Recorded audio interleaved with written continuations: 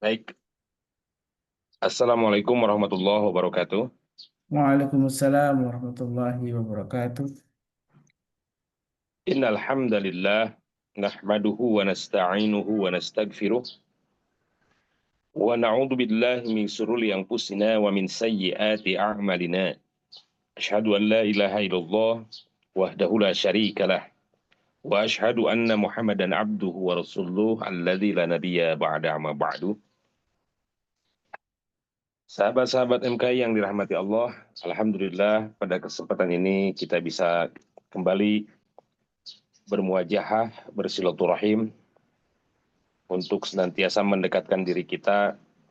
Wasilahnya adalah kajian MKI.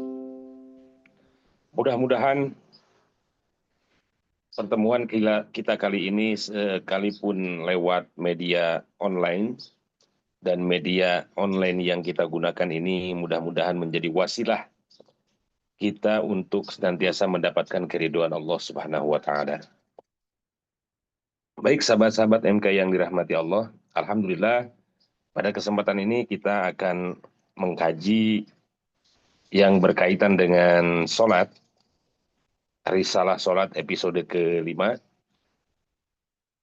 Insya Allah sekarang yang akan saya sampaikan adalah larangan-larangan atau apa saja yang sering kali orang lakukan ketika di dalam sholat. Apakah yang mereka lakukan ketika sholat itu membatalkan sholat atau hanya mengurangi pahala dalam sholat. Sebagaimana kita ketahui bahwa sholat itu adalah amalan pokok, berbeda tentunya dengan amalan-amalan yang lain. Kenapa sholat disebut amalan pokok, sementara amalan-amalan lain itu adalah amalan penunjang? Karena nanti di hadapan Allah itu tidak ada yang luput dari catatan Allah, tidak ada yang luput dari perhatian Allah, karena di kanan kiri kita ada rokibun wa atidun. Ada malaikat rokib dan atid yang senantiasa mencatat amal baik kita, mencatat amal buruk kita. Tentunya yang jadi pertanyaan mendasar adalah, kenapa sholat itu menjadi amalan pokok, amalan utama yang perlu kita perhatikan, yang perlu kita kerjakan? Sebagaimana yang disampaikan sama Pak Holis tadi, bahwa awalu ma yuhasabu bihil abdi as-sholah. Amal pertama yang akan Allah hisab di yaumal kiamah itu adalah sholat. Apabila sholatnya baik, maka amal yang lain pun baik. Apabila sholatnya jelek, maka amal yang lain pun akan ikut jelek. Nah, sholat juga merupakan rukun Islam. Rukun Islam keberapa? Kedua. Dan merupakan ibadah yang memiliki banyak keutamaan. Sholat juga merupakan tiangnya agama. Kita bayangkan kalau sebuah bangunan tiangnya tidak kokoh, maka jangan harap bangunan itu akan berdiri tegak lama. Sebuah bangunan, baik yang ada di berbagai belahan dunia, bisa berdiri kokoh, bisa berdiri tegak, bisa berdiri kuat, baik ada hujan lebat ataupun badai sekalipun. Namun kemudian kenapa bisa kokoh dan kuat? Bahkan bangunan-bangunan pencakar langit yang tinggi menjulang, dikarenakan apa? Tiangnya kokoh, tiangnya kuat. Begitupun amal kita. Kalau sholat yang kita lakukan tegak, benar, sesuai syariat, maka insya Allah amalan yang lain pun akan mengikuti, akan baik pula. Baik, kita perhatikan hadis Rasulullah Shallallahu Alaihi Wasallam.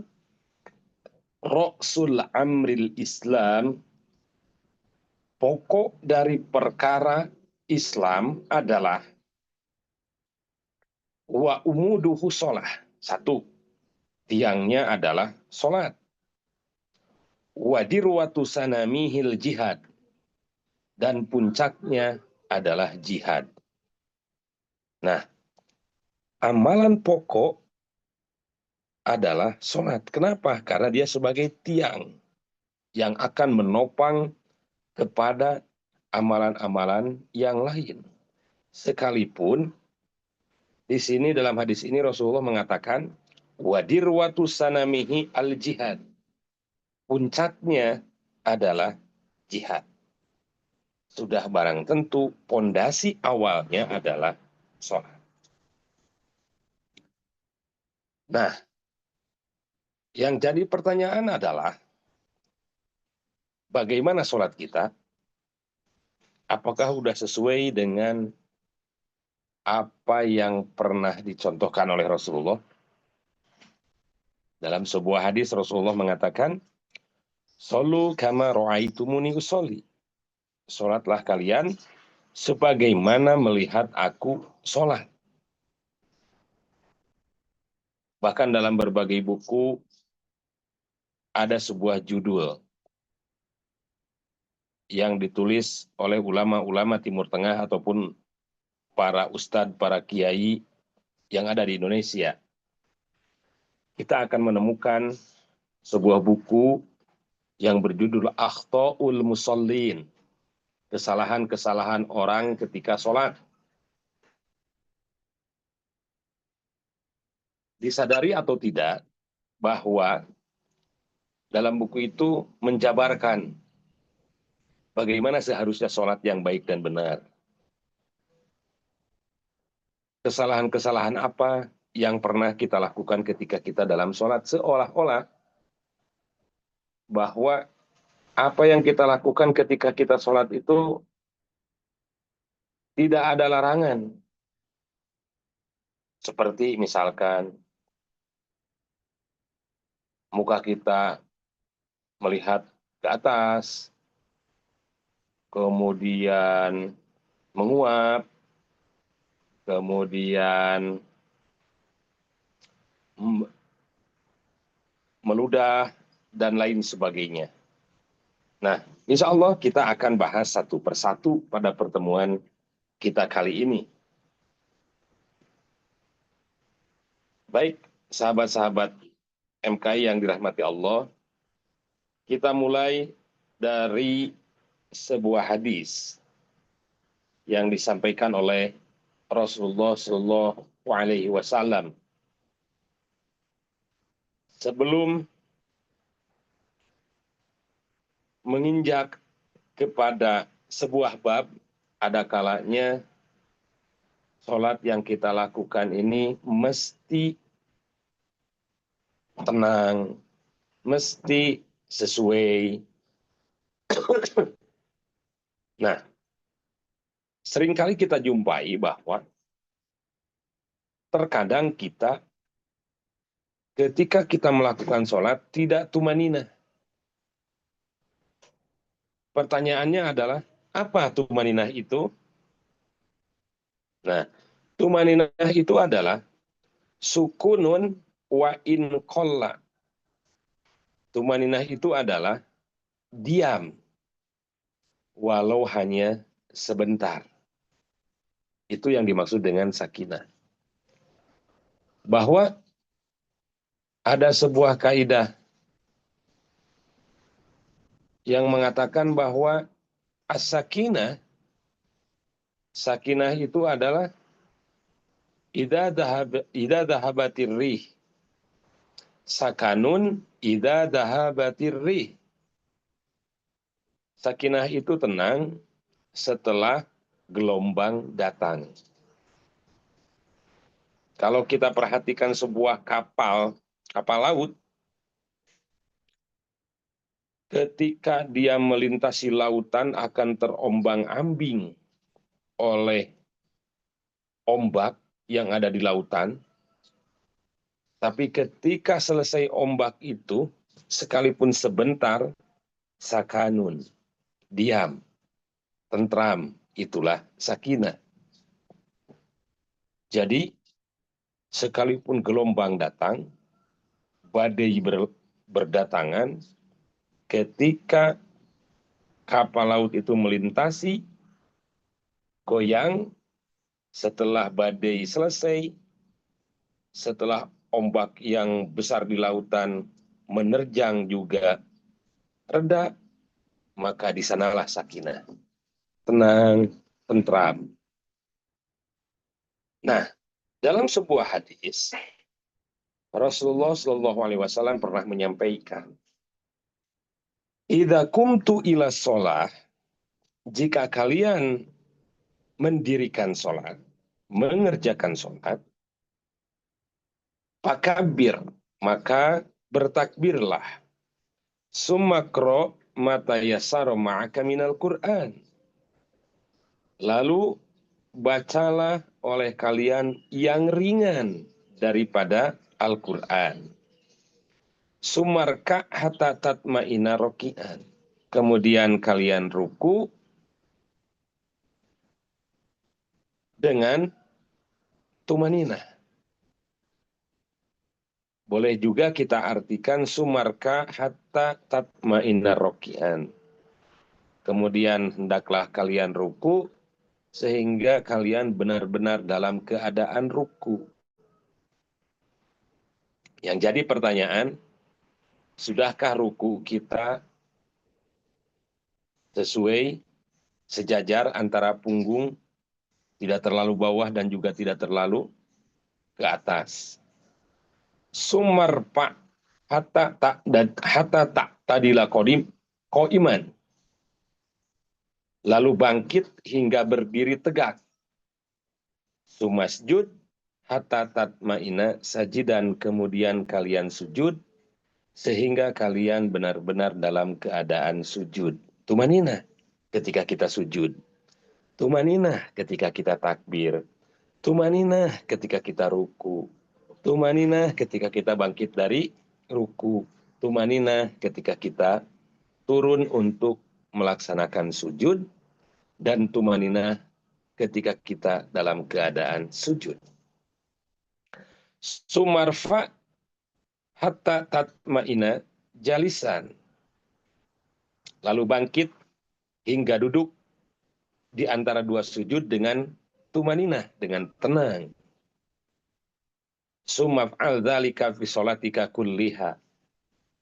Lalu kerjakanlah hal tersebut di seluruh sholatmu. Nah, berdasarkan hadis ini tentunya tidak mungkin rasa-rasanya kalau kita takbir masih ngobrol. Kalau kita takbir masih memikirkan urusan yang lain di luar sholat. Nah,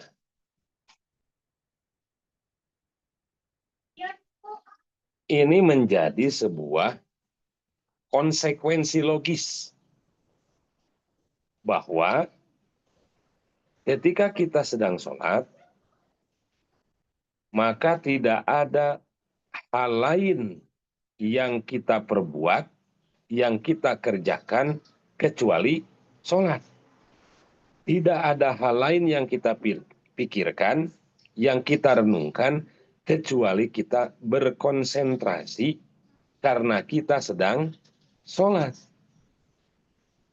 Nah, baik. Larangan yang pertama adalah, atau kesalahan yang sering terjadi ketika kita melakukan sholat adalah memandang ke langit. Muka kita kadang atau mata kita kadang sering melihat ke atas. Nah, ini sering kita temui, disadari atau tidak, sering melakukan sebuah kesalahan awal. Terkadang ini sering kita jumpai, disadari atau tidak mungkin kita semua pernah mengalami. Dalam sebuah hadis, Rasulullah Shallallahu Alaihi Wasallam pernah menyampaikan, "Ma balu aqwamin yarfa'una absarahum ila sama fi salatihim." Mengapa orang-orang seringkali mengarahkan pandangan mereka ke langit ketika mereka sedang sholat? Fashtadda qawluhu fi dzalika hatta qala la yantahuna an dzalik aw la tukhlafanna absaruhum. Suara beliau semakin tinggi hingga beliau bersabda. Artinya apa? Ketika Rasulullah menyampaikan sebuah pesan bahwa seringkali orang yang melakukan sholat itu disadari atau tidak sering memandang ke atas. Kemudian Rasulullah menyampaikan dengan suara yang lantang dan keras sambil bersabda, "Hendaklah mereka menghentikannya, atau Allah benar-benar akan menyambar penglihatan mereka." Nah, yang jadi pertanyaan mendasar adalah, apakah ketika kita memandang ke atas atau ke langit atau ke atap masjid itu membatalkan sholat? Nah, tentunya ini perlu kita pahami secara mendasar bahwa larangan di sini menunjukkan kepada makruh. Makruh itu mayusabu ala fi'lihi, makruh itu adalah perbuatan yang berpahala ketika mengerjakannya, wala yu'aqabu ala tarkihi. Ketika makruh itu ditinggalkan akan mendapatkan pahala dan dikerjakan tidak berdosa atau tidak disiksa. Nah, tentunya ini menjadi perhatian awal bahwa ketika kita sedang sholat, konsentrasi pandangan kita mestinya diarahkan ke tempat sujud. Baik, itu yang pertama. Kemudian yang kedua, seringkali kita jumpai orang yang sholat sambil memejamkan mata.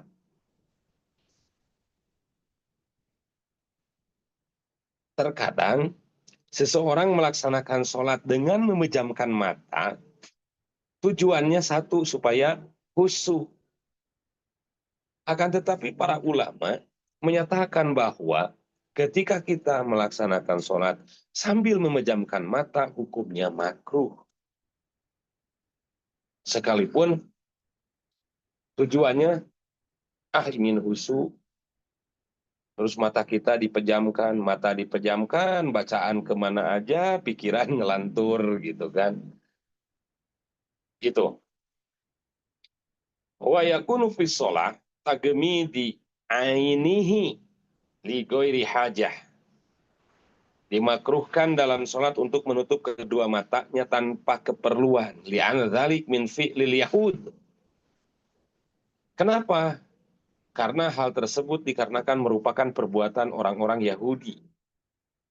Wa in kana tagmid li hajati, jika menutup mata karena kebutuhan, kana yakunu amamahu ma yuhissu alaihi sholatih, seperti adanya hal yang bisa merusak sholatnya di hadapannya, kajahorib wa tajwik fala yukroh, seperti adanya hal yang bisa merusak sholatnya, seperti ornamen atau perhiasan yang ada di depan kita, karena banyak ornamen-ornamen yang ada di masjid itu dengan lukisan-lukisan yang sangat menakjubkan, misalkan lukisan kaligrafi lah, lukisan Ka'bah lah, dan sebagainya. Kemudian fala yukrohu igmadu ainihi anhu, maka tidaklah dimakruhkan untuk menutup kedua matanya. Yang mendasar adalah menutup mata tanpa alasan yang jelas. Bigoiril hajah. Nah, kemudian satu ketika Rasulullah pernah masuk ke dalam Ka'bah. Kemudian Rasulullah memalingkan pandangannya dari tempat sujudnya hingga ia keluar. Yang jadi, yang perlu kita sepakati adalah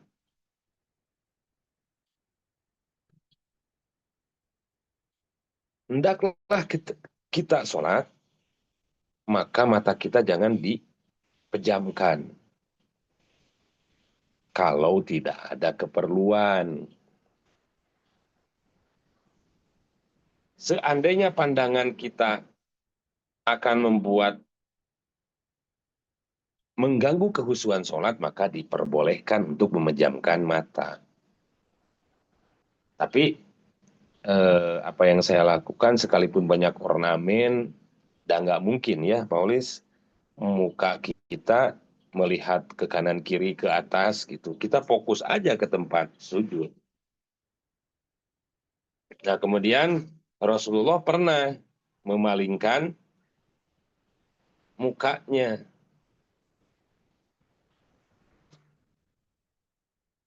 ketika masuk ke dalam Ka'bah.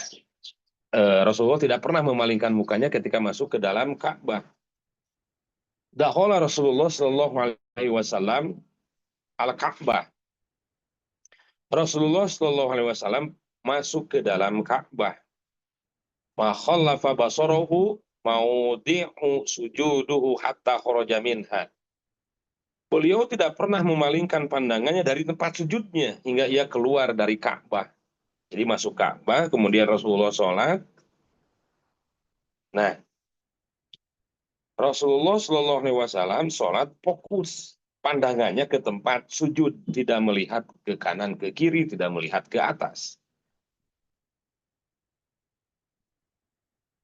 Kemudian hadis yang menunjukkan bahwa arah pandangan kita mesti ke tempat sujud adalah kana idza qa'ada fi tasyahhud wa do'a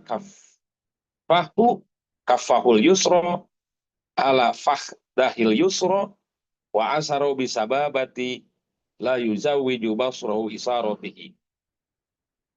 Ketika beliau Rasulullah SAW duduk pada tasyahud, beliau meletakkan telapak tangan kirinya di atas paha kirinya dan memberi isyarat dengan jari telunjuknya. Pandangan beliau tidak berpaling dari isyaratnya. Artinya fokus. Mata kita jangan sampai melihat kanan kiri, kemudian menengadah atau melihat ke atap, ke langit. Nah, yang pertama adalah seringkali kita jumpai atau disadari atau tidak, maka kita jarang sholat tumanina, tenang. Bahkan hanya di kita mungkin ya, kalau masuk bulan Ramadan itu sering viral. Kenapa bisa viral? Sholat bisa dikerjakan 23 rakaat dalam waktu 7 menit. Nah, padahal sholat itu mesti tumanina. Mesti tenang. Karena sholat itu adalah amaliyah penting atau komunikasi langsung kita dengan Allah melalui sholat lewat doa-doa yang kita panjatkan. Bukankah seringkali para ulama mengatakan bahwa as-sholatu ad-du'a'u. Sholat itu adalah ad-du'a. Karena rangkaian bacaan yang ada di dalam sholat itu semuanya doa. Bahkan kalau kita melihat sebuah hadis, aqrabu ma yakunul abdu min rabbih wa huwa sajidun. Kedekatan seorang hamba dengan Robnya itu ketika dalam keadaan sujud. Fa'aksiru doa. Maka ketika kita sujud, perbanyaklah doa. Dalam sebuah hadis Rasulullah mengatakan, Idza sami'tumul iqamah famsu wa 'alaikum sakinah. Fama adraktum fasallu wa ma fatakum fa'atmu. Jika kalian mendengar iqamah, maka jalanlah menuju tempat sholat dengan tenang. Ada kan ya, karena sudah qomat, langsung lari gitu, takut ketinggalan. Sehingga ketika masuk barisan itu, napas kita ngos-ngosan gitu. Karena kita takut ketinggalan, santai aja, tenang. Dalam sebuah hadis Rasulullah mengatakan, Idza sami'tumul iqamah famsu 'alaikum sakinah. Jika kalian mendengar iqamah, maka jalanlah menuju tempat sholat dengan penuh ketenangan. Kalau lari mah bukan tenang, atau kalau tergesa-gesa bukan tenang. Karena sakinah itu sukunun wa'in kolla. Tenang sekalipun sebentar. Fama adroktum fasotu, maka kondisi apa saja yang kalian dapatkan, maka sholatlah. Misalkan begini, kita masuk barisan nih. Allahu Akbar, Allahu Akbar. Asyhadu an la ilaha illallah. Asyhadu anna Muhammadar Rasulullah. Hayya 'alas shalah, hayya 'alal falah. Qad qamatis salatu, qad qamatis salah. Allahu Akbar, Allahu Akbar. La ilaha illallah. Misalkan beres qomat kita lari masuk saf, tenang, sakinah. Karena ketika fama adroktum fasallu, maka ketika masuk barisan misalkan imam sudah ruku, kita ikut ruku. Wa ma fatakum fa'atmu, dan apa yang kalian lewatkan maka sempurnakanlah. Begitu. Masjidnya di lantai 2 misalkan. Kita belum wudhu, lagi wudhu, udah qomat, maka wudhu jadi percepat. Kemudian lari, sehingga masuk ke tempat barisan sholat, ke saf sholat, imam sudah ruku. Capek iya, khusyuk tidak. Gitu. Nah, makanya Rasulullah mengatakan, tenang, sakinah, sakinah, sakinah. Oke, yang selanjutnya adalah, yang sering kita jumpai ketika orang di dalam sholat itu, sujudnya tidak sempurna. Perlu kita ketahui bahwa ketika kita sujud, ada 7 bagian tubuh kita yang harus menyentuh ke lantai. Nah, sebagaimana yang disampaikan oleh Rasulullah SAW, umirtu an asjuda ala sab'ati a'dhamin. Yang pertama adalah ala jabhati wa asaru biyadihi ala anfihi wal yadaini wa rukbataini wa atrofil qadamaini wala nakfit tasyaba wa sya'ara. Aku diperintahkan untuk sujud dengan 7 tulang anggota tubuh. Kening yang pertama, jabah. Lalu beliau memberi isyarat dengan tangannya menunjuk ke hidung. Hidung, telapak tangan mesti menyentuh tempat sujud. Yang selanjutnya kedua lutut, ujung jari, kedua kaki, dan tidak boleh menahan rambut atau pakaian. Ada orang yang rambutnya panjang, disingkabin gitu kan, sholatnya. Di apalah istilahnya, diawas, dirapihkan dulu supaya rambutnya tidak berurai ke tempat sujud. Nah, ini yang perlu kita perhatikan. Ketika kita sujud, maka ada 7 anggota sujud kita yang mesti menyentuh ke tempat sujud atau ke lantai. Yang pertama, kening. Kemudian Rasul juga mengisyaratkan tangannya menunjuk ke hidung. Jadi antara kening dengan hidung juga mesti mengena. Pertanyaannya, bagaimana kalau hidung kita pesek gitu? Kalau sekiranya hidung kita pesek terus tidak menyentuh lantai dengan kening, jangan dipaksakan. Nanti yang ada malah sakit gitu. Nah, kemudian telapak tangan biasa menyentuh begini. Kemudian kedua lutut, dua ujung jari dari kedua kaki, dan tidak boleh menahan rambut atau pakaian. Baik, sahabat-sahabat MKI yang dirahmati Allah, untuk sementara terkait dengan kesalahan-kesalahan dalam mengerjakan sholat, saya cukupkan sampai sana dulu. Kita sambung dengan beberapa pertanyaan. Dan insya Allah ini pembahasannya juga akan berseri. Karena permasalahan sholat ini cukup pelik. Banyak permasalahan-permasalahan yang sering kali kita lakukan, yang sering kali orang banyak lakukan tanpa disadari bahwa ternyata ini dilarang begitu.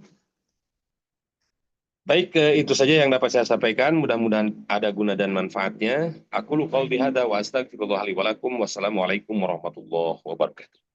Waalaikumsalam warahmatullahi wabarakatuh. Alhamdulillah, alhamdulillah, jazakallah khairan. Ustaz Hidayat yang sudah jelaskan ya, karena ini dicicil biar lebih paham ya Ustaz ya. Jadi kita baru membahas tentang beberapa tadi yang terlarang ya, dari mulai kita melihat ke atas, gitu, kemudian ini.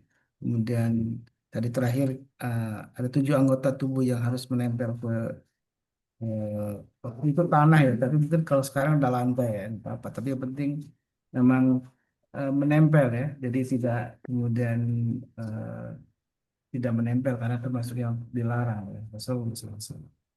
Baik, silakan jamaah yang ingin sharing, dan sebelum ingin sesi sharing untuk bertanya, di hari Jumat ini masih apa namanya, banyak sekali ya sunnah-sunnah yang bisa kita lakukan. Salah satunya bersedekah, dan alhamdulillah, syukurlah kita eh, di MKI ada kesempatan untuk kita bersedekah melalui teknologi yang dimudahkan ya. Ada QRIS yang bisa di-share dengan menempelkan QRIS-nya. Eh, Artinya menempel ke QRIS lebih mudah untuk kita berbagi harta di pagi hari. Ada juga yang dengan cara-cara yang saat masuk kirim ke nomor rekening juga yang sudah di-share oleh admin ya, di chat maupun nanti biasanya admin juga nge-share QRIS-nya di layar utama ya. Dan alhamdulillah, syukurlah di hari Jumat juga banyak sunnah-sunnah yang bisa kita lakukan, dari mulai memperbanyak sholawat, membaca surat kahfi, dan tentu ada waktu mustajabah, yaitu doa kita di para ulama di akhir hari, yaitu di di sore hari. Itu menjadi waktu yang jangan sampai kita lewatkan untuk terus berdoa kepada Allah Subhanahu Wa Taala, karena doa inilah yang sangat penting ya. Ada waktu yang mustajabah yang sampai kita sia-siakan untuk terus berdoa kepada Allah Subhanahu Wa Taala. Banyak sekali hajat kita yang tentu kita inginkan, harapkan, eh, dari mulai soal macam-macam ya, salurkan anak-anak kita, keberkahan keluarga gitu ya, kesehatan, keberkahan rezeki, dan lain sebagainya. Tentu saatnya kita untuk berdoa kepada Allah Subhanahu wa Ta'ala. Dan di majlis ilmu ini adalah juga termasuk waktu yang mustajabah untuk saling mendoakannya. Baik, silakan jamaah yang ingin bertanya atau sharing tentang masalah sholat ini yang sehari-hari kita lakukan, tapi jangan sampai kita mungkin melalaikan, ada banyak larangan yang eh, tidak boleh kita lakukan gitu ya. Nah, ini mungkin saya ingin bertanya saat sebelum nanti sambil menunggu jamaah yang ingin bertanya. Saya sering menyaksikan ada beberapa jamaah yang ketika melakukan sholat itu dengan ketika ruku ya, itu tangannya mengepal gitu Ustaz ya.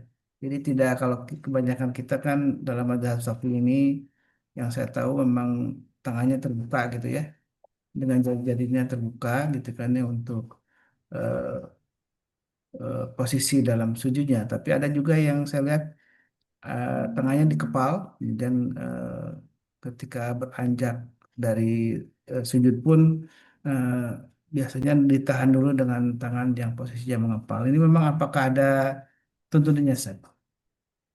Baik, pertanyaannya adalah bagaimana dengan posisi ketika ruku tangannya mengepal gitu ya. Hmm.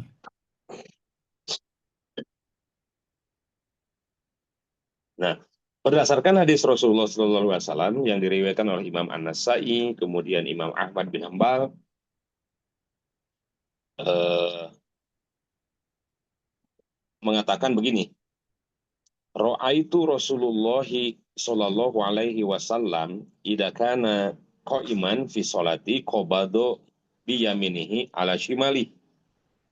Aku melihat Rasulullah sallallahu alaihi wasallam ketika beliau berdiri dalam sholat, beliau meletakkan tangan kanannya di atas tangan kirinya. Ini poin penting ketika kita sedang sholat, maka posisi tangan kiri itu di bawah, posisi tangan kanan itu di atas untuk sidakap. Nah, pertanyaannya adalah ketika sedang ruku, kemudian bangkit dari ruku, tangannya itu mengepal. Nah, apakah memang seperti itu atau memang Rasulullah ketika bangkit dari ruku, tangannya terurai? Nah, ada sebagian yang sering kita perhatikan yang sholat itu tangannya dikepalkan ketika bangkit dari ruku. Seharusnya tangannya itu terurai ke bawah begitu. Bahkan ada juga yang bangkit dari ruku itu tangannya diletakkan lagi ke perut, ke dadanya, alat sodrihi begini. Jadi ketika ruku, bangkit dari ruku, sami Allahu liman hamidah, tangannya tidak terurai ke bawah, tapi begini lagi, gitu, sedekap lagi. Nah, ini ada beberapa pendapat. Cuman yang jelas, pendapat yang mendekati kebenaran bahwa ketika bangkit dari ruku, usahakan tangannya terurai ke bawah. Jangan dikepalkan, jangan juga sidakap lagi. Itu mungkin Pak Holis. Jadi memang ada rujukannya ketika sujud maupun sujud pun ketika dengan tangan mengepal itu ya. Ketika, Sujud, ketika dalam sujud itu posisi tangan mengepal. Kalau kita beranjak dari sujud itu memang ada yang eh, tangannya mengepal gitu kan ya, seperti mau oh ya, dulu, tapi ketika seharusnya ketika sujud itu si posisi tangan itu terbuka, terbuka ya. Hmm. terbuka. Si jari-jarinya itu kayak begini. Jadi jari-jarinya juga tidak rapat gitu. Hmm. Jarinya terbuka gitu. Tapi ada orang juga mengatakan bahwa eh, mengepal juga tidak apa tidak terlarang, tapi sejauh yang saya pahami, sejauh yang saya baca yang berkaitan dengan sifat sholat Nabi itu bahwa ketika Rasulullah SAW sujud, si tangannya itu tidak mengepal, kemudian jari-jarinya juga tidak berdempetan, direnggangkan sedikit gitu. Itu mungkin Paulis. Baik. Dan ini posisi sujud sekali lagi, mungkin ini penting juga dipahami. Ini kan ada larangan perut itu merapat apa namanya berdempetan atau merapat ke paha itu mungkin termasuk yang terlarang ya Ustaz ya. Iya, Hmm. Jadi terlalu apa namanya? Jadi kayak nah, terlalu rapat itu tidak juga itu tidak boleh. tapi tidak termasuk membatalkan ya, tapi itu hanya yang Tidak termasuk membatalkan. Larangan-larangan di dalam sholat atau seringkali orang apa namanya mengatakan akhtaul musholin, kesalahan-kesalahan utama ketika seseorang dalam melaksanakan sholat itu adalah larangannya jatuhnya kepada makruh gitu, tidak membatalkan sholat. Kecuali lagi sholat berbicara, nah itu batal sholatnya begitu. ya, ya. Tadi ketika tentang tema bahwa ada 7 anggota yang harus nempel Ustaz ya. Dan yang terakhir itu kan jari kaki ya. Jari kaki itu harus menempel ke tanahnya. Dan itu memang eh, posisinya kan ada yang menekuk, ada yang tidak juga Ustaz ya. Itu apa dibolehkan Ya, Ustaz? ya posisi yang lazim itu ketika kaki itu eh, apa ya tidak terlalu menekuk, jadi lurus, tegak gitu. Bahkan ada Hmm. juga yang tidak ditekukan, yang tidak tidak tegak.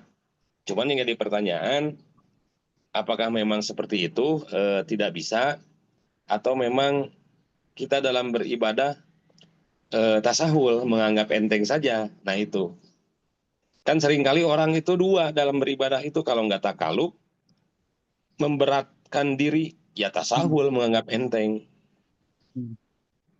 begitu kan Dan ada. posisi kaki itu kan ada yang rapat, ada yang juga tidak saja. Dibolehkan dua-duanya ya. Diperbolehkan. Hmm. Jadi ada yang posisinya ketika sujud itu 7 anggota tubuh itu memang harus menempel, tapi yang posisi kakinya itu merapat itu ya, sedikit merapat. Ada juga yang renggang. Nah, itu mungkin dua-duanya dibolehkan ya. Ya, nah, Ana Nabi sallallahu alaihi wasallam karena ida sholla faroja baina yadaihi hatta yabdua ma bayatun ibtoihi. Nabi sallallahu alaihi wasallam ketika sedang sholat, beliau meregangkan lengan tangannya ketika sujud hingga nampak putih ketiak beliau. Artinya si tangan ke tempat sujud begini, kemudian agak diangkat ininya, sikutnya. Ida sajadta fado'a kafaika warfa mirfakoika. Jika engkau sujud, letakkanlah kedua telapak tanganmu dan angkatlah kedua sikutmu. Letakkanlah kedua tangan kita, tapi sikutnya diangkat, jangan lurus. Hmm. Nah, kemudian anak Nabi sallallahu alaihi wasallam karena ida sajada dhamma asabi'ahu. Ketika sujud, Nabi sallallahu alaihi wasallam merapatkan jari jemarinya. Nah, ada gitu. Jari jemarinya ada yang dirapatkan, ada yang direnggangkan, begitu. Oke. Jadi memang kalau ada perbedaan kita harus paham, tapi memang ada beberapa rujukan hadisnya saja ya. Iya. Dan yang terlarang itu posisi siku itu harus nempel ke lantai itu yang dilarang saja. Nah, itu terlarang. Hmm. Kalau sikutnya nempel kan ada yang sholatnya begitu gitu kan. Hmm. Nah, cuman larangan-larangan ini tidak serta-merta membatalkan sholat begitu. Baik. Baik, ini ada yang sudah resen, Bu Elvina. Nanti juga ada beberapa pertanyaan di chat saya bacakan. Langsung Bu Elvina dulu ya, silakan Bu Elvina. Baik, bismillahirrahmanirrahim. Assalamualaikum warahmatullahi wabarakatuh. Waalaikumsalam warahmatullahi wabarakatuh. Waalaikumsalam warahmatullahi wabarakatuh. Ustadz mau tanya, saya ini kan lututnya nggak nyaman, nggak bisa, kurang bisa ditekuk dengan benar, dan jadinya pinggang juga sakit. Jadi saya duduk sholatnya tuh untuk pada saat sujud itu duduk. Nah, saya hanya kadang-kadang merasa apakah ini sudah benar sholat saya dengan cara yang apa duduk selama ini, bisa nggak dijelaskan sholat duduk yang benar gitu, Ustaz? Ya, Bisa. Terima kasih. Barakallah. Assalamualaikum warahmatullahi Waalaikumsalam. Waalaikumsalam warahmatullahi wabarakatuh. Sholat berdiri bagi orang yang bisa berdiri.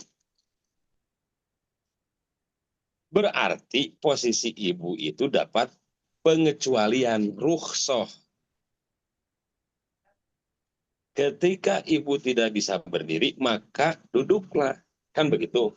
Sholli qaiman, hadisnya begitu. Sholatlah kalian sambil berdiri. Fa'idha lam tastati. Nah, faqaidan. Kalau kalian tidak mampu berdiri, maka duduk. Fa'idha lam tastati. Apabila kita tidak mampu duduk, maka berbaring.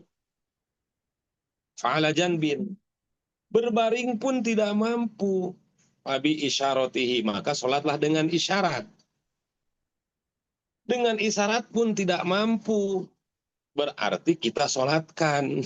Karena kalau isyarat tidak mampu berarti ya meninggal gitu. Begitu. Nah, pertanyaannya adalah posisi ibu itu pinggangnya sakit. Lututnya juga sakit. Maka Iya. posisi ibu dapat keringanan dari Allah untuk sholat dalam keadaan duduk. Maka lakukanlah sholat dalam keadaan duduk, ruku dan sujudnya kerjakan sebagaimana ruku dan sujudnya orang berdiri. Cuman jangan sampai ruku melebihi ketika kita sujud. Oh iya. Atau nah gitu, ruku jangan lebih rendah daripada sujud. Kan duduknya itu bisa di kursi atau duduk di bawah. Saya yakin kalau pinggang ibu sakit dan lutut, pasti Duduknya bisa ibu di kursi. duduknya di kursi begitu. Iya, betul. Sebagaimana kita kalau bepergian, bagaimana sholat kita di dalam pesawat? Nah, sementara di dalam pesawat tidak ada musola, ya kita sholat sambil duduk di kursi, kan begitu. Iya. Iya. Nah, jadi ada pengecualian dan landasan dalilnya jelas. Bagaimana yang saya bacakan tadi. Posisi awal, al-aslunya itu, pokok dalam sholat itu adalah berdiri. Kalau tidak bisa berdiri, duduk. Kalau tidak bisa duduk, berbaring. Tidak bisa juga berbaring karena ada sesuatu dan lain hal penyakitnya dengan isyarat. Atau kita bantu untuk menggerakkan sholat. Begitu, Bu. Insya Allah Iya. khair.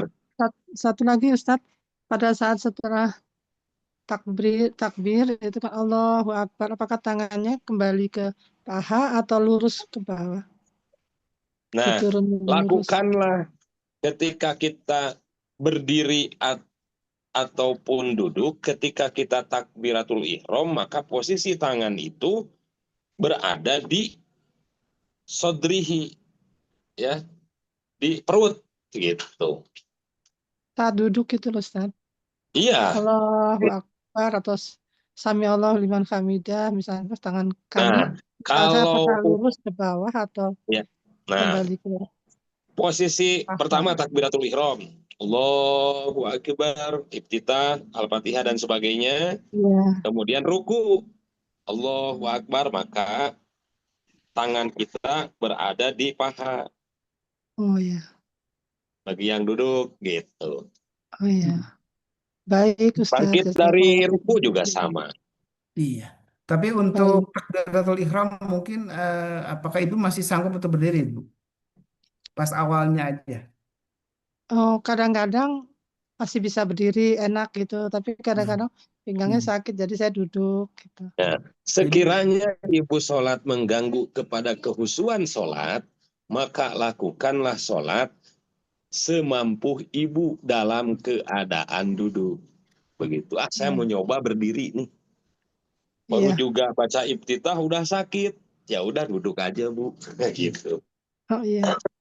Ya. Ada yang ini saat jadi takbiratul ihramnya aja, Allahu Akbar berdiri, setelah itu langsung ketika sudah sidakep gitu ya, baca iftitah kemudian Al-Fatihah baru duduk gitu ya. Itu di yang ahsan yang baik gimana Ustaz? Ataukah mungkin Eh, awal kita duduk? kita tidak bisa menghukumi orang yang sholat apakah dia mampu berdiri ataupun tidak, hanya dirinya yang tahu. Hmm. Artinya menurut dia posisi yang tidak mengganggu sholat itu ya duduk. Misalkan berdiri dulu nanti ketika ruku duduk gitu. Ya silahkan saja. Yang jelas jangan tasahul, itu aja. Jangan Hmm. menganggap enteng dan juga jangan takaluf memberatkan diri. Hmm. Begitu.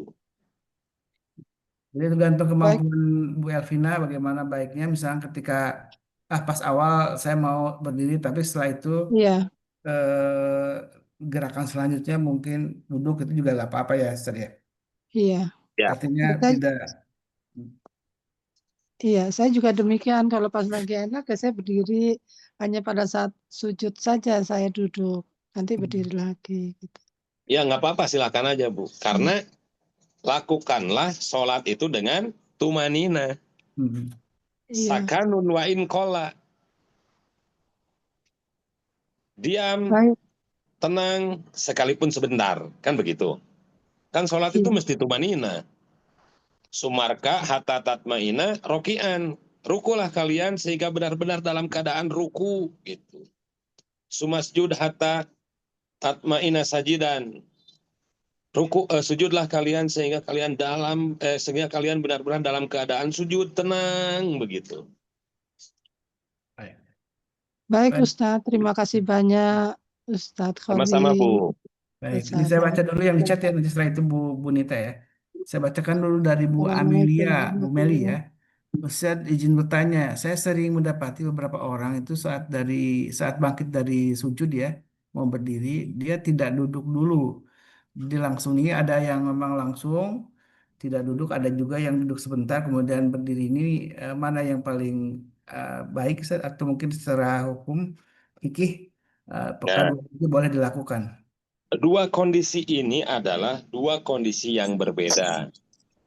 Hmm. Rasulullah Shallallahu Alaihi Wasallam apabila bangkit dari sujud itu langsung berdiri. Tapi Rasulullah juga pernah ketika bangkit dari sujud duduk dulu, tapi dalam situasi dan kondisi badan Rasulullah waktu itu sudah gemuk menjelang tua begitu. Nah, Hmm. kemudian kita posisinya masih sehat. Jadi melakukan gerakan-gerakan di dalam sholat itu tidak mengganggu, tidak lambat gerakan kita, maka tidak ada alasan untuk duduk dulu. Hmm. Banyak kalau orang-orang yang di Jazirah Arab pada umumnya kan gemuk-gemuk gitu ya. Jadi setelah bangkit dari sujud itu duduk dulu sebentar, kemudian bangkit gitu. Nah, dua-duanya silahkan boleh dilakukan, tapi alasannya mesti tepat gitu. Dan dua-duanya pernah dilakukan oleh Rasulullah. Baik. Oke, dari Ibu Ira Bandung, saya bacakan juga. Ustaz. Kalau perempuan jari kaki menekuknya ke halang mukena. Ini kalau dalam posisi sujud ya. Nah, terus juga apa namanya? Nah, ini ketika telapak tangan biasanya kan terhalang oleh mukena ini, apakah dibolehkan Ustaz, ketika sujud gitu ya? Gimana Faris ketika sujud? Ini mukenanya kan paling besar gitu ya. Artinya memang Ya, tidak langsung ke karpet, tapi memang terhalang dulu oleh mukena kita. Itu dibolehkan, Ustaz? nggak apa-apa, lakukan aja. Nggak Karena apa-apa ya. karpet juga menghalangi lantai kan begitu. Iya, sama aja gitu Itu ya. alat saja. Nggak ada masalah itu Faris. Baik. Gak ada masalah ini kira ya. Tadi Bu Nita udah resen bertanya. Ya, Assalamualaikum warahmatullahi wabarakatuh. Waalaikumsalam Pagi, warahmatullahi. pagi Ustadz Sarif, Ustadz Walis. Ya, cuman mau memastikan Pagi aja tadi Bu. kan, ya Ustadz bilang ada 7 anggota tubuh yang harus menempel. Saya kok ngitungnya kok nggak 7 ya Ustadz? Kan mulai dari kening, hidung, telapak tangan, 12 telapak tangan kita, terus lutut, dan ujung-ujung jari kaki. Itu nggak 7, Ustadz. Mungkin ada yang salah, saya mohon penjelasannya. Wassalamualaikum warahmatullahi wabarakatuh. Ya, gimana Bu? Setelah dihitung tidak 7 begitu? 1, 2, 3, 4, 5. 1, 2, 3, 4. Terus tidak 7 gitu. 1 kening, 2 Hidung. hidung, 3 tangan kanan, 4 tangan kiri, Hmm. 5 lutut kanan kiri, kemudian telapak kaki. 7 apa berapa Bu?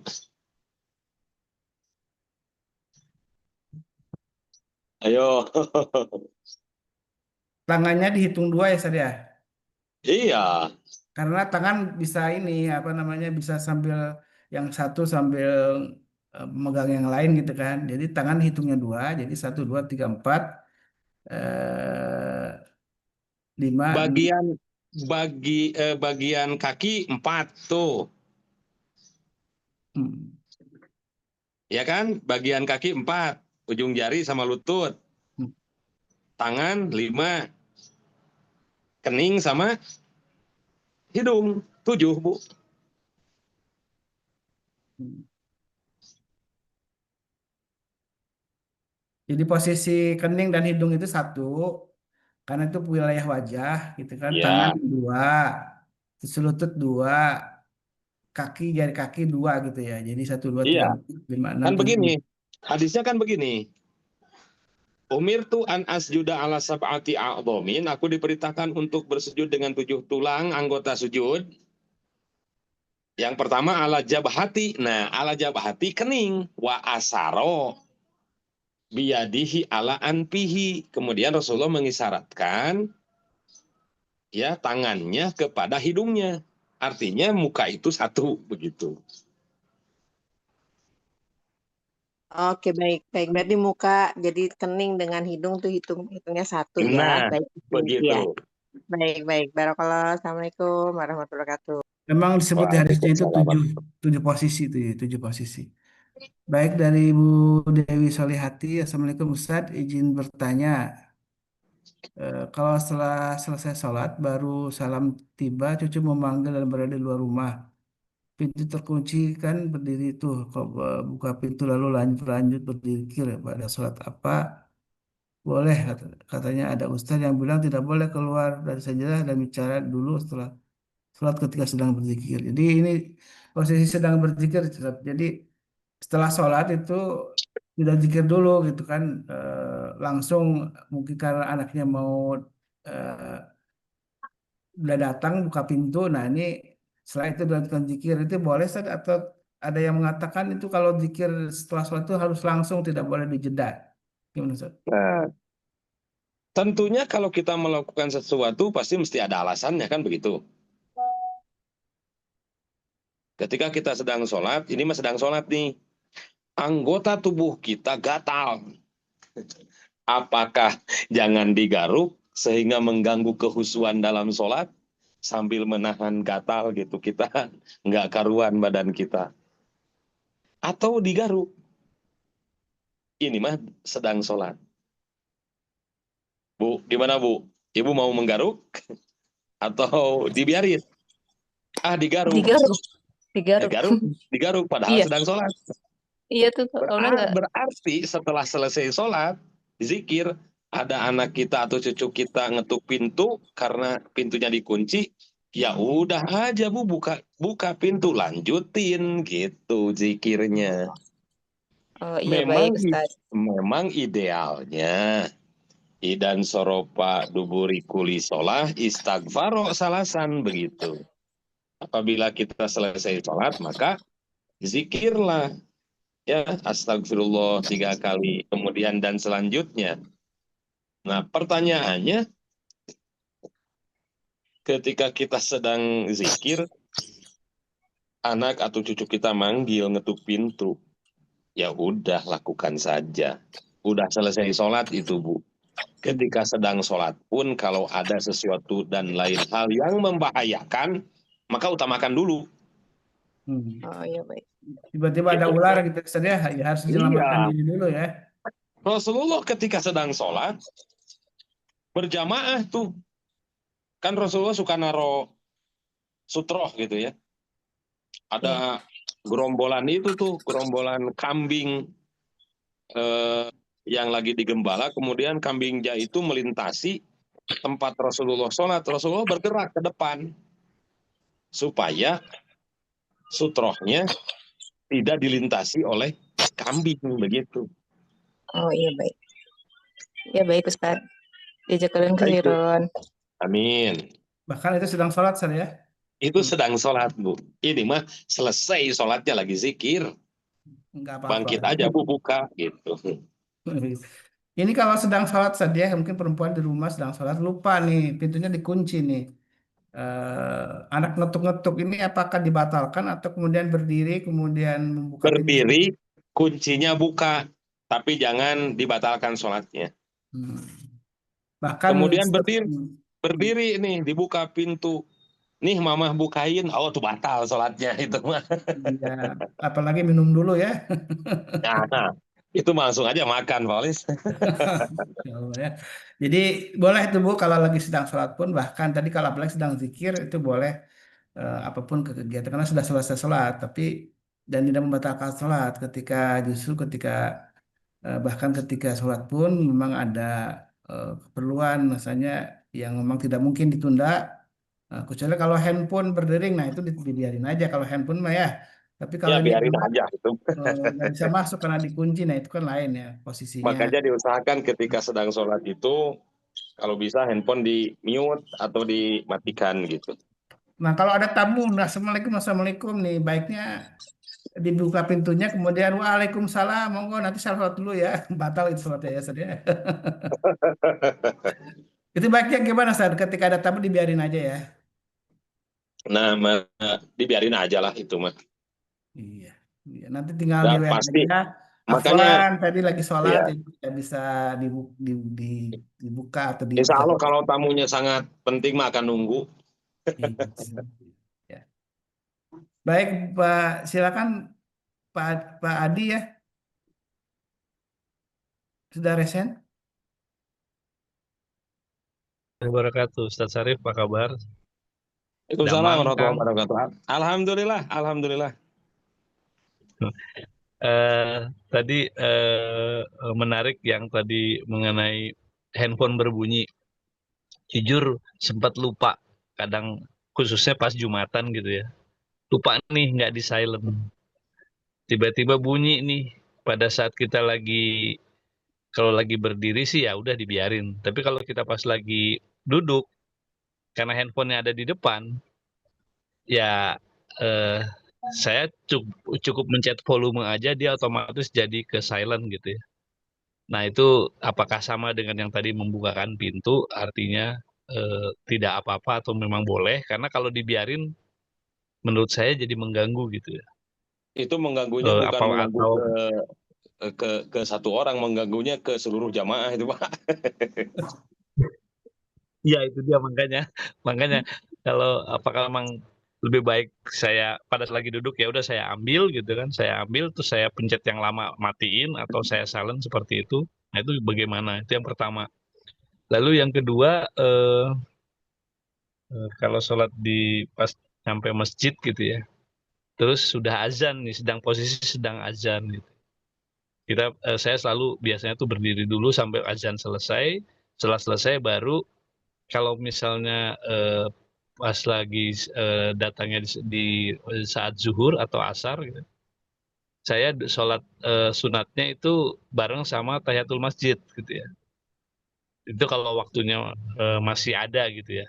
Nah itu even itu meskipun sudah masuk azan ya sholat aja sunat gitu. Jadi sunatnya 2x2 gitu Ustaz. Itu aja pertanyaannya. Terima Oke. kasih. Ya, Assalamualaikum sama-sama warahmatullahi Pak. wabarakatuh. Waalaikumsalam warahmatullahi wabarakatuh. Pertanyaan pertama adalah kasus HP. Ketika sedang duduk di antara dua sujud ataupun sujud terakhir gitu. Atahiyat gitu ya. Atahiyat awal, Hmm. atahiyat akhir, bunyi Hmm. tiba-tiba HP lupa karena tidak di-mute atau dimatikan. Hmm. Hmm. Apakah mesti diraih dulu HP-nya, kemudian dipijit lama supaya mati atau di-mute? Hmm. Lakukanlah supaya perbuatan itu tidak menyebabkan atau mengganggu kepada kehusuan sholat. Berarti kalau nggak dimatikan ya di-mute. Gitu. Itu yang pertama. Jadi Iya. lakukanlah perbuatan atau pekerjaan yang akan yang tidak menimbulkan madorot begitu. Kalau itu mengganggu kehusuan berarti matikan, Bu. Pak. Itu ya, Ya, simpel. ya, Yang ya. kedua, ketika sedang muazin mengumandangkan azan, kemudian kita datang, sholat, menunggu azan beres, atau ketika kita Ya, azan sholat. Nah, itu kan. ya. Nah, tunggu muazin beres azan, baru kita sholat sunat. Ya. Gitu. Kecuali kita datang ke masjid, 1 menit lagi baru mau masuk azan, kita sholat. Hmm. Nah, itu mah pasti Ya. sholatnya itu Ya. nanti baru 1 rakaat udah azan, bereskan aja. Nah, Ya. tertibnya Ya. nunggu azan beres baru sholat sunat. Begitu. Iya. Ya. Dan sholat sunnah itu bisa 2 kali ya, Ustaz ya. Mungkin mau dilakukan tahiyatul masjid langsung kemudian dilanjutkan dengan qobliyah gitu ya, Ustaz ya. Ya, Qobliyah. bisa. Tapi yang pertama adalah tahiyatul masjid. Ya. Ya. Nah, antara tahiyatul masjid dengan qobliyah itu kalau misalkan dalam waktunya yang sangat mepet, apakah qobliyah itu dianggap sebagai sebuah tahiyatul masjid nggak, Ustaz? Nah, ini yang menarik. Kalau seseorang udah terbiasa melakukan tahiyatul masjid, kemudian kita datang waktu mepet nih, hanya bisa dan mampu untuk mengerjakan rawatib saja. Insya Allah pahala Ya. tahiyatul masjid pun tetap akan dapat gitu. Hmm. Oh. Gimana Pak Adi? Ada lagi pertanyaan? Ya. Cukup? Udah cukup jelas. Mungkin terakhir pertanyaan. Ini untuk khususnya sholat Jumat. Setelah Baik. sholat Jumat, ya sampai dengan saat ini saya selalu melakukan sholat 2 rakaat. Nah, itu hukumnya bagaimana? Karena banyak juga yang tidak gitu ya. Apa karena tidak tahu atau karena memang ya karena sunnah aja gitu loh. Gimana tuh, Ustaz? Ya, sebaiknya tetap kita lakukan gitu ya. Untuk teman-teman yang nggak melakukan sholat sunat setelah sholat Jumat, ya akan menghalangi dia untuk mendapatkan pahala sunat itu aja. Karena bagi mereka mungkin yang dipahami daripada sunat itu adalah dikerjakan mendapat pahala, tidak dikerjakan pun tidak apa-apa. Kalau saya selalu memberikan definisi sunat itu dikerjakan mendapat pahala, ditinggalkan kesempatan mendapatkan pahala tidak. Gitu. Iya. Jadi Ya. orang itu Lebih. memahami sunnah itu dikerjakan mendapat pahala, tidak dikerjakan tidak berdosa. Kalau saya itu Hanya sebatas itu ya. mengerjakan sunat mendapat pahala, meninggalkan sunat itu peluang mendapat pahala tertutup gitu. Iya. Ya, Pak. Lebih baik, lebih tinggi ini ya. Oke. Terima Nah, kasih, Ustaz. gitu. Arif. Iya, Iya. sama-sama, Pak. Terima Dan kasih. Ya. ketika sholat sunnah di Iya. Jumat itu Ustaz, ketika khutbah sudah mulai, apa sebaiknya kita sholat sunnah dulu atau langsung mendengarkan khutbah nih? Nah, satu ketika Rasulullah sedang berkhutbah, kemudian ada sahabat datang. Kalau tidak salah sahabat Umar itu, kalau tidak salah ya. Tapi ada sahabat datang, kemudian duduk. Kata Rasulullah, kum, summa salli rakaatain. Bangun, kamu sholat dulu 2 rakaat. Nah, ini saking pentingnya sholat sunat tahiyatul masjid gitu, atau sholat sunat apa namanya, sekalipun ketika imam itu sedang khutbah. Itu Rasulullah sampai demikian. Kalau kita mah santai aja, datang sholat Jumat, imam sedang khotib sedang khutbah, duduk aja kita mah gitu kan. Iya. Apalagi banyak yang pegang HP saat sambil Iya. nunggu selesai khutbah itu sambil scrolling kemana-mana itu. Nah itu. Kemudian kan Rasulullah itu kalau khutbah Jumat bagaikan panglima perang yang sedang memimpin pasukannya kan. Bola matanya merah gitu kan, suaranya lantang begitu. Nah kita mah misalkan masuk ke masjid keadaan sedang khutbah, duduk aja cuek gitu. Ini mah Rasulullah sampai negur, kum, bangun kamu katanya. Sholi rokaatain, sholatlah kalian 2 rakaat gitu. Ini saking mesti terpelihara amalan-amalan sunnah di dalam sholat itu. Baik, Ustaz, Itu terakhir mungkin nih ya. sebelum Oke. ditutup. Sebelum ditutup ada satu lagi nih, mungkin penjelasan tambahan tadi soal ketika sholat ada orang yang ingin masuk ke pintu ke rumah kemudian terkunci dan apa namanya, kan baiknya kita tidak membatalkan sholat tapi langsung aja buka pintunya ya. Nah ini Ya. ada pertanyaan tambahannya, kalau apakah ada ketentuannya nggak Ustaz, jaraknya gitu kan? Rupanya rumahnya luas itu saat ini harus melewati kolam renang dulu barangkali gitu ya, atau apa gitu yang memang Bu Aisyah ini, dari pertanyaan Bu Aisyah, karena rumahnya mungkin di lantai 2 beliau sholat ini harus turun tangga dulu kemudian melewati taman dulu mungkin ya, itu sangat luas. Jadi apakah ada ketentuan jarak, Ustaz? Kalau jarak sih tidak ada ketentuan, cuman ketika mengganggu sholat, misalkan nih kita di lantai 2 lagi sedang sholat, kemudian ada sesuatu dan lain hal yang akan menyebabkan celaka, misalkan anak kita atau cucu kita ya, lagi main di taman terus takut kejebur kolam, wah itu mah udah selesai, dibatalin aja gitu. Kecuali yang dekat gitu, yang dekat mah ya kita turun lah. Karena tidak mungkin kita kan turun dari lantai 2 kemudian cucu kita lagi main-main di taman